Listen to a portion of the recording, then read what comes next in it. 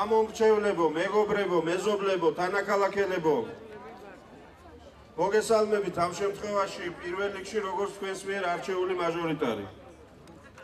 მოგესალმებით. სულ ცოტა ხნის წინ იყო კიდევ ერთი არჩევნები. დღეს კიდევ არჩევნებზე ვსაუბრობ. უნდა დავასრულოთ მალე არჩევნებზე საუბარი 15-ში და შემდგომ 2 წელიწად ნახევარი ხელებ დაკαπიცებულმა უნდა ვიშრომოთ ყველამ. ამიტია ეს არჩევნები ასევე მნიშვნელოვანი და გამორჩეული, რომ ამითი უნდა დასრულდეს დროის და ენერგიის ხარჯვა დებატებში, გარკვევებში, გარჩევებში და უნდა ვიშრომოთ ქვეყნისთვის, პარლამენტმაც, მერმაც, საკრებულოც, მათ და მთავრობამაც. ეს მოხდება 15 ივნის არჩევნების შედეგად. ჩვენ კოალიცია ქართულმა ოცნებამ შევთავაზეთ საზოგადოებას საუკეთესო ხალხი ამ თანამდებობების დასაკავებლად. მე უსმენდი დავით ნარმანიას დღევანდელ გამოსვლას თუ გნებავთ. გარდა იმისა, რომ რასაც საუბრობდა, მე მგონი ყველა ვეთანხმებით, რომ ეს გასაკეთებელია.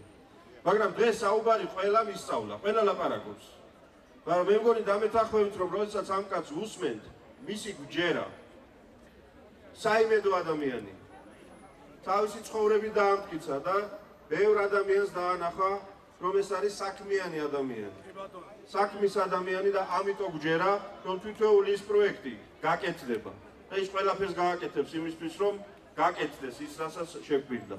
და ამ შემთხვევაში თბილისი, ქალაქი იქნება არა პოლიტიკური ბრძოლების ველი, არამედ მისი ხელისუფლება და მისი მთავრობა, მისი მერი იმუშავებს თბილისელებისთვის. პოლიტიკური ბრძოლის ველი სხვაგან არის და ვისაც ეს სურს, იქ შეუძლია წავიდეს.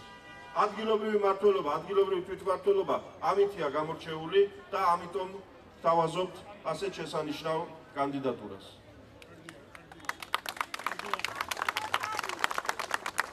ძალიან მნიშვნელოვანია, ძალიან სერიოზულია, რომ ამ არჩევნების თავარი არსი დავამკვიდროთ ჩვენ საზოგადოებაში და ჩვენს ქვეყანაში.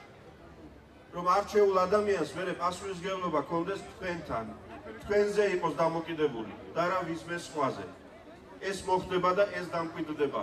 ამასობაში არა მხოლოდ თბილისში, ჩვენ ახლა თბილისელები შევიკრიბეთ აქ, საფუძველოები შევიკრიბეთ, მაგრამ იცით რომ საქართველოს მასშტაბით ხდება უპრეცედენტო ამბავი. ყველა სოფელში, ყველა ქალაქში ახლა ადამიანები პირველად მართლა მათ მიეცათ საშუალება აირჩიონ თავიანთი წარმომადგენლები. ეს არჩევანი იქნება ძალიან სერიოზული, იმიტომ რომ 17, 18, 19 ივნისიდან უკვე ამ ადამიანებს ჩვენ მოვთხოვთ ძალიან კონკრეტული საკითხების მოგვარებას. მე მინდა ბოდიში მოგიხადოთ იმისთვის, რომ ვერ ვარ ისეთი მაჟორიტარი, როგორიც უნდა ვიყო. ვერ ვარ ისე ხშირად თქვენს გვერდით და თქვენთან და ოფისში, როგორც უნდა ვიყო. რატო ხდება ეს, მე მგონი გასაგებია და ამიტომ მიზეზი ასე ვთქვათ, ნათელია.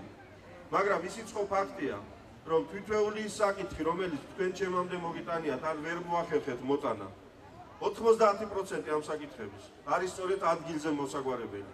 და ვინაიდან ეს სისტემა იყო დარღვეული და ეს სისტემა არ მუშაობდა, ამიტომ ამ პრობლემის მოგვარებაც ვერ ხერხდებოდა. თქვენი წარმომადგენლები პარლამენტში, მეც და სხვაებიც, ვართ და უნდა ვიყოთ დაკავებული მთელი საქართველოს მართვით.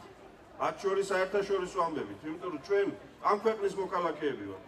მაგრამ ადგილზე, ქალაქში, უბანში, კონკრეტული საკითხების მოსაგვარებლად ჩვენ გვჭირდება კონკრეტული ადამიანები.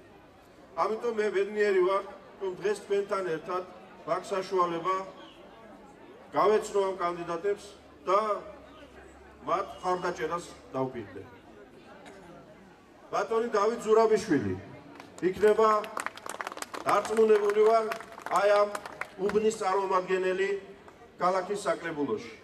საბურთალოზე ჩვენ ყავს ძალიან ღირსეული კანდიდატები, ბატონი გივი, ქალბატონი შორენა, აგზანდებიან, რომლებიც აქვე მეზობელი უბნებიდან გზანდებიან და მე დარწმუნებული ვარ, რომ ეს გუნდი, საკრებულოს წარმომადგენლობა, მერია, თქვენი მაჟორიტარი, ყველა ერთად ხელჩაკიდებული ვიმუშავებთ ჩვენი ქალაქის და ჩვენი ქვეყნის კეთილდღეობისთვის.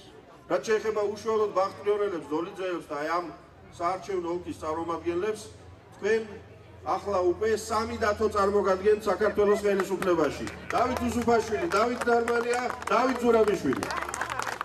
დავით